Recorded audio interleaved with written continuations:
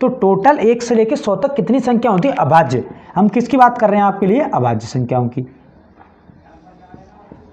दोबारा फिर समझ लेते हैं कि 1 से लेकर 25 तक कितनी संख्या आएंगी 9, और 1 से लेकर 50 तक कितनी आएंगी 15, और 1 से लेकर 75 की संख्या आएंगी हमारी 21, और 1 से लेकर 100 तक कितनी संख्या आएंगी हमारी 25। तो इनको आप याद रख लेना, क्योंकि कभी कभी एग्जाम में पूछ लेता है 9, 15, 21, 25, तो टोटल कितनी होगी 1 से लेकर 100 तक 25, 20। जो अब लाते हैं सम संख्याएं।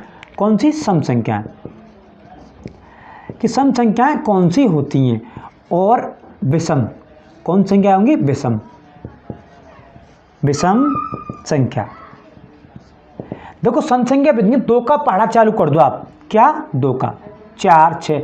अब बच्चे जानते हैं कि 2 का पहाड़ा साहब 20 तक खत्म होता है, नहीं, ये 2 का पहाड़ा कभी समाप्त नहीं होता, अनंत तक चलता है। कहाँ चलता है, अनंत तक, अनंत।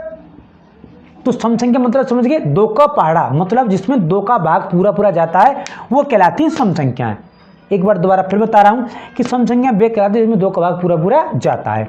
अब विषम संख्या जिनमें 2 का भाग पूरा नहीं जाता, सेम जिसका विपरीत है, उल्टा है, तो इसमें आएगी 1, फिर आएगी इसका आपको 3, फिर आएगी 5, फिर आएगी 7, और अनंत तक आएगी इसमें संख्या।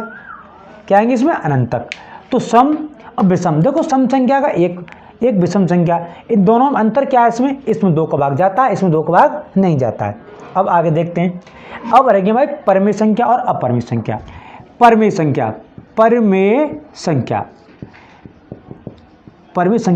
इस संख्या के बारे में बच्चों को बहुत कम जानकारी होती है, पर आज हम इसको डिटेल से समझेंगे कि सम संख्या होती क्या है। बच्चे सिर्फ जानते हैं कि P/Q के रूप में लिख दियो या भिन्न रूप लिख दियो। ये मान ली ये संख्या हो गई आपकी भिन्न, क्या हो गई, भिन्न हो गई। तो ये अंश होता है, ये हर होता है, तो ये क्या हो गई आपकी परमेय संख्या हो गई। ठीक है, मान लेते हैं परमेय संख्या हो गई। ये इसके बाद 2 कर दो, यही परमेय संख्या कहलावी, या इसको आपको 1 भी कर दो, यही परमेय संख्या कहलावी। तो परमेय संख्या का मतलब क्या होता है, परमेय संख्या मतलब होता है कि वे संख्याएं जो P/Q के रूप में लिखी जा सकती हैं। अब मतलब देखो, एक तो ये कि भाग जाना चाहिए पूरी बार, क्या चाहिए, भाग। चाहे हम पॉइंट में भाग दे रहे हैं तो अंत होना चाहिए उसका, अंत भाग देने के बाद अंत होना चाहिए। पहली बात तो ये ध्यान रखना परमेय संख्याओं में। दूसरी बात देखना, अगर पुनरावृत्ति हो रही है, बार संख्या आ रही है, क्या बार संख्या आ रही है, पुनरावृत्ति हो रही है, तब भी संख्या क्या मानी जाएगी, हमारी परमेय संख्या के अंतर्गत आएगी। पुनरावृत्ति बोलते हैं इसको। तो ये परमेय संख्या मतलब 2 ध्यान रखना आपको, अंत होना चाहिए भाग देने के बाद। पॉइंट लगा दो, पॉइंट देने में भाग हो जाए तो उसका अंत जरूर होना चाहिए। अगर भाग नहीं जाएगा, चलता चले जाएगा, तो वे अपरमेय संख्या के अंतर्गत आ जाती है। अब बात आती है कि बार जैसे 3 का भाग चलता चला जा रहा है, तो इसमें क्या मानेंगे हम, परमेय संख्या के अंतर्गत हम मानेंगे। अब देखते हैं लास्ट और अंतिम अपरमेय संख्या।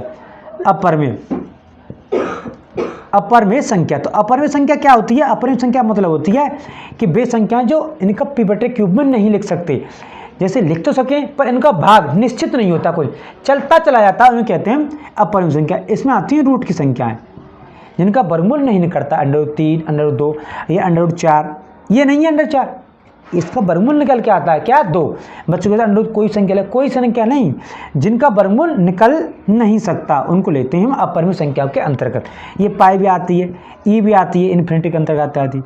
पाई को हम जानते हैं 22/7 होता है। तो अपरमेय संख्या हो गई। अपरमेय संख्या मतलब क्या आता है, इसमें भाग चलता चला जाता है, पॉइंट लगाओ, चलता चला जाता है, अंत नहीं होता है इसका, इसमें अंत हो जाता है। तो ये थी परमेय और अपरमेय। और लास्ट अंतिम संख्या एक और है आपके जहन में होनी चाहिए, वो आ जाती है सहभाज्य संख्या या असहभाज्य संख्याएं। देखो सहभाज्य संख्याएं कौन सी, सहअभाज्य संख्या, इसका मतलब जी इनका मासा 2 संख्या का जोड़ा होता है। ये क्या होता है, 2 संख्याओं का जोड़ा। तो मासा इनका 1 निकलना चाहिए। मासा का मतलब 1 का मतलब है, जैसे हमने 3 लिख ली और ये 4 लिख ली, इसका गुणनखंड किया, इसका भी गुणनखंड किया, 3 एकम 3, 2 दूनी 4 और 2 दूनी 4, सॉरी 2 दूनी 4 और 2 एकम 2।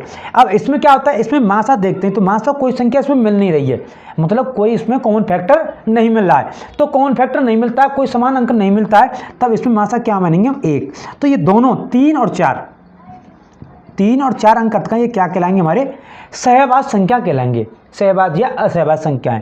तो समझ में आई कि सहभाज्य संख्या किसे कहते हैं, वे संख्याएं जिनका मासा सिर्फ 1 होता है, वे कहलाती हैं हमारी सहभाज्य संख्याएं। तो आज का टॉपिक हमारा यहीं पर समाप्त होता है। तो कल फिर मिलते हैं एक नई वीडियो के साथ। तब तक के लिए हमारे चैनल को सब्सक्राइब करें, लाइक करें, वीडियो को शेयर करें। अगर अब आप हमसे जुड़ेंगे तो आपको गणित को बारीकी से बहुत अच्छी प्रकार से हम समझा कर चलेंगे, ठेठ शुरू से ही अंत से ही।